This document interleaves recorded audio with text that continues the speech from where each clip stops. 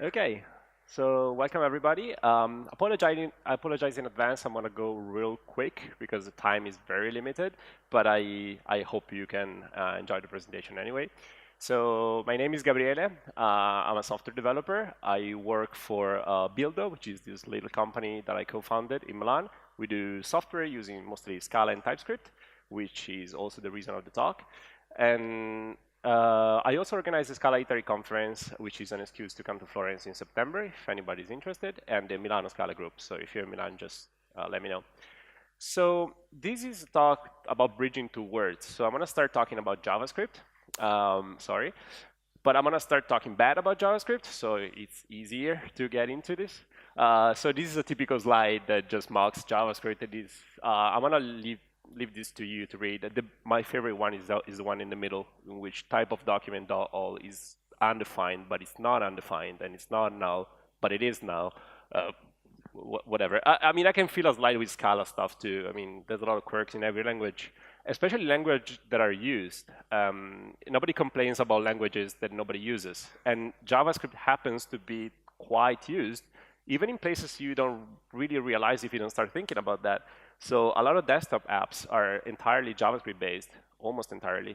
I mean, Slack, VS Code, Atom are a few examples that you may be using. But also mobile apps recently. Airbnb, Skype, Facebook, Uber, and a bunch of other apps are entirely or partially using JavaScript through React Native, which is not even a web app. It actually uses JavaScript to pilot native components. So it is very, very getting everywhere. And of course, backends, Node.js is used by super huge companies to serve a lot of content to a lot of people every day. And yeah, what am I forgetting? Oh, maybe that just the World Wide Web is on JavaScript. Like try to navigate a website without JavaScript turned on and tell me how it goes. So it is everywhere. And my point is that it matters. And we need to integrate with JavaScript-based environment every day, all day. So whether you like it or not, by the way. So I'm going to tell you a story, and I was giving a talk at a local meetup at a user group in Milan about JavaScript, and the talk is essentially this, and it's mythical trees and where to find them, which is an elaborate title just to showcase a bunch of tools, JavaScript-based tools, which are pretty cool, by the way, and advanced. And the thing that ties them all together is ASTs, right? So all these tools do some kind of manipulation of ASTs. Like if you think formatters do this, code rewriting tools do this. This is true for every language. And in JavaScript, there is an array of tools that I wanted to show in that talk. So I used this, which is AXT Explorer, that I'm going to show you real quick. It is a website that essentially allows you to have, like, you can see here, you have JavaScript on your left. It's cut, but it really doesn't matter. You have, JavaScript on your left, and you can just explore the abstract syntax tree by clicking on nodes, and you can see, for instance, this is a function. It's a member expression, which is part of a function definition. So it's pretty handy if you just want to have a glimpse of how the parse code looks, right? It shows you the data structure, and it's super, super nice. You can choose different parsers. Yes, these are all different parsers in JavaScript that can parse JavaScript code with different flavors. But also, you can do cool things like ESLint is a tool for linting. So it statically analyzes your code in JavaScript and tells you things about like errors or bad behaviors in your code. And you can sketch here, I don't know, suppose I want to forbid this thing, these function declarations. I want to forbid people to declare functions. So I just do function declaration. I can get the name from here. And now I get the linting rule already running on my code. So it's super easy to do a talk and to sketch stuff and to just get started with different tools. You can do custom rewrites. You can do formatting. You can go here and see how the code looks when you tweak the formatting. So this is using Prettier, which is a formatting for JavaScript. So it's super, super nice. But so I went home from this presentation a bit sad because we don't have that for Scala, right? I mean, I just wanted to have it for Scala. So it turns out that AST Explorer is extensible, so it supports many, many different languages, but it's a website, right? So it's JavaScript-based stuff. So the first thought is like, okay, I need a parser for Scala code that runs in JavaScript, or I just need a JVM, right? So I do this. I take AXT Explorer, which is a website. The website can communicate with servers. So I spin up a server that runs a JVM, that runs Scala Meta, which has a nice Scala parser, and I just send the AST back, right? Except this has few extra costs. I mean, the extra infra would be okay with like even paying the price. I mean, if it's useful, why not? The loading time is even worse. I mean, you just need to wait a few hundred milliseconds, which doesn't seem much, but when you're trying this thing is suboptimal. So you get a lot of infrastructure and you don't get an optimal experience. So another option would be like, okay, let's write a parser from scratch, right, in JavaScript. And if you ever got any closer to that, and there's a good chance that somebody in this audience has, yeah, no. Scala meta parser is already advanced enough to handle a bunch of dialects, like any new keywords Dotty has, some stuff that are merging the type level compiler. I mean, it handles a lot of edge cases. Even in Scala itself, there's a lot of edge cases that I don't want to rewrite. So I mean, if you are to this presentation and you pay attention to the title of the presentation, you probably already know the answer, but that wasn't so obvious at that time, mostly because my consideration of Scala.js was like, this is a cool compiler that allows me to write Scala code and get JavaScript so that I can write my own applications in Scala. I never actually considered that as to be the glue to put together a lot of different tools. And it turned out that was the case. So what does it take? I don't have the time to get into details here, so I'm going to just sketch out the parts that are needed. So you need a project that compiles to Scala.js. You can, like Scala Meta does. Scala Meta already did at the time I went into doing this contribution. So what it means is that you can pull Scala Meta into a Scala.js project and use it. What it doesn't mean is that you can pull that into a JavaScript project and use it. You need to do some extra code that exports stuff in a JavaScript usable way, even just the data structure. You don't want to just serialize a case class down the wire into JavaScript, which is mangled stuff, right? You want a nice clean API with JavaScript native objects. So you need to write this piece of code that converts between the Scala word and exposes stuff to the JavaScript word. And it turned out that it's not so complicated. There is probably the least documented part of the workflows around Scala.js because people tend to want to stay into Scala world. That's the whole point of it. But you can use these things from JavaScript as well.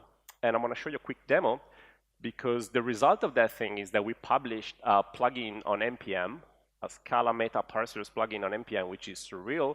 And you can go here. This is a website that just pulls packages from NPM. Sorry, thanks. You can just go here, and it's a website that pulls packages from NPM. And you can require Scala Meta Parsers. It's going to recognize that there's a version, like 2.0.1. This is the latest I published.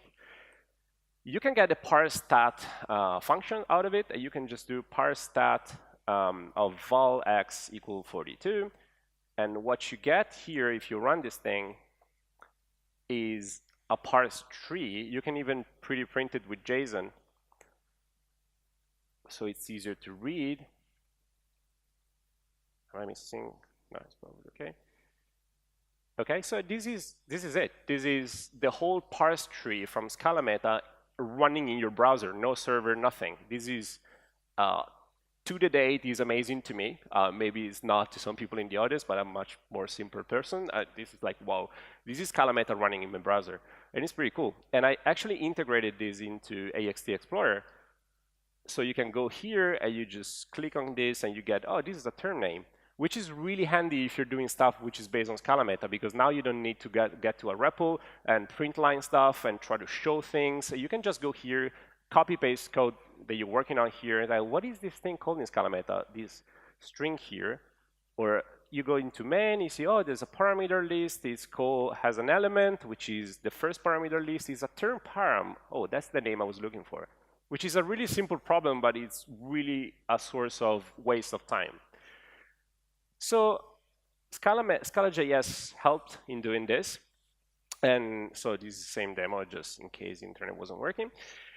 So benefits of this is fast because it runs directly in your browser. You don't need to wait for any compilation step. You don't need to wait for a JVM to respond to you. And there is no extra infra. It just runs on your, I mean, the infra is your browser, which ships with every computer. So it's pretty nice. So fast forward a few weeks, and it turned out that this is a replicable pattern. I went to the marketplace for Visual Studio looking for a ScalaFMT plugin, and there was none, and I got sad. So I was like, I want to integrate ScalaFMT in VS Code. And as we saw before, VS Code is a JavaScript-based tool. It's actually written in TypeScript, which means you are in a JavaScript environment. So if you want to do a native plugin for VS Code, you write it in JavaScript. But of course, there is no ScalaFMT thing on NPM, so it's a Scala application. So the first idea, which I actually implemented, was that to shell out. So you just shell out to a program installed on your computer, the ScalaFMT as a CLI, you just invoke it from the plugin. So you do just exec, and then you get formatted source back. So the problems with this approach is that well, first of all, it's not self-contained, so you cannot just ship your VS Code. You need to assume that you have ScalaFMT CLI installed, so you can ship it with a plugin. It gets more complicated. But especially, it is very slow, because you're spinning up a JVM just to format a single file, which is usually not a problem when you format in batch, because it gets diluted across all your files. But if you're formatting a single file, it's pretty slow. So having a native version of this is much, much better. So there's a few ways in which you can tweak this problem. And I'm going to show you the one that I did, which is Scala.js. Yep, of course. And the upside of this, which again meant to take ScalaFMT, which are already compiled to Scala.js, write a piece of glue code that exposes an API to the JavaScript word and use it, is fast and self-contained. You can just install the VS Code extension and you're done. It just works. It's on the marketplace. If you use VS Code, you can just download and use it. The downside of this is that whenever you're working with cross-platform compatibility, not everything is nice. And we hit on a problem on this. And this is just an example about a general point that I want to make. It's not all roses and flowers. I mean, it's pretty cool, but sometimes you get these problems. In this specific instance, Ocon has a Java implementation, which is the blessed one, the type-safe config one. And there is no equivalent implementation in JavaScript that is complete in the same way, so you hit on some strange bugs whenever you try to load a configuration that has some patterns. So you get into these problems. But I still think it's worth it. I still think this is a great way to integrate stuff into VS Code, into editor, into websites. So as I said, the time is limited, so we didn't get into technical details, but I can assure you if I could do it, it's very, very simple stuff. I mean, the API to use is great. You're just integrating great tools, and it works amazingly. And I want to conclude with a bunch of free ideas that you can grab if you're interested in contributing to tooling. There's a bunch of stuff that it can be made. These are things from the top of my head. You could integrate ScalaFMT on AXT Explorer, as I showed you before. So you have your source, a block where you write the configuration, and then you just tweak it and see how it goes on the right. Or alternatively, you can just put that into scalafmt.org. and have a playground. So people can just tweak the configuration and see what changes. ScalaFMT has a lot of configuration options, so you may just want to check quickly without installing anything on the website. This is totally possible. And why not? A browser extension that formats comments, or ScalaFMT on Scala native. This is not Scala.js related, but ScalaFMT could be compiled down to Scala native, so if somebody wants to get into that, that also solves the problem of making it quick. And finally, there's Alexa in the audience, I think. Hi. So if you're interested in this, maybe you can talk to him. He wanted to, I don't know, maybe you've done this already, but do you need help? Yeah, of course, we all need help. So his idea is a GitHub app for checking ScalaFMT on the CI. So when you install the GitHub app, you just have a check on your pull request whether you're respecting the configuration that you have for your project. So these are just a bunch of ideas, but there is really a lot of low-hanging fruits for this little integration that makes our lives a lot better. AXT Explorer, I use it every day whenever I do things, and it was like super stupid to do in Insight, but it was not so obvious to put the pieces together. So I hope you enjoyed the presentation. That's all I have, and thank you.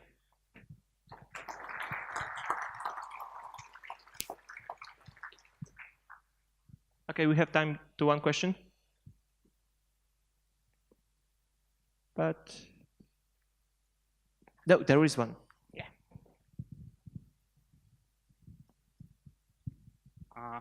My question is, I know that for Scala we have a lot of highlighters written in JavaScript, and unfortunately they do a lot of mistakes, and they highlight what should not be highlighted, or they highlight in some way inconsistently, so different things that should be logically the same highlighted differently. And I'm looking to this, and I see like Scala Meta. Scala Meta probably know better about Scala structure than any other highlighter. So the question is possible to create some highlighter based on this Scala Meta and probably receive better highlighter that will analyze Scala more intellectually that we have right now. Sorry. So the question is whether you can build a tool for JavaScript on top of Scala Meta, like for analyzing. Yeah, based on like what you show, like use Scala Meta in browser to analyze Scala code and highlight it properly. That will more correctly do highlighting that we have right now. Yeah, I mean, as long as you stay on the syntactical side of it, so you don't need a compiler to work with, you can do that in Scala Meta. Essentially, everything that is syntactical is essentially manipulating text, so you can get a lot out of it. So the answer is the general answer to that question is yes, and there might be possible to even use semantic informations because Olaf is going to talk about this tomorrow. In Scala Meta, there is this concept of a semantic DB, which is a file that is detached it's produced during compilation or by any other mean, but then it's detached. So if you are working on an environment, you can use the Scala Meta API that just essentially reads a file that is being produced during compilation, and you can do whatever you want. So yes, that's possible to do that in JavaScript. As long as you're not tied to the JVM in any way, you can do anything cross-compiling to Scala.js in that sense. So yeah.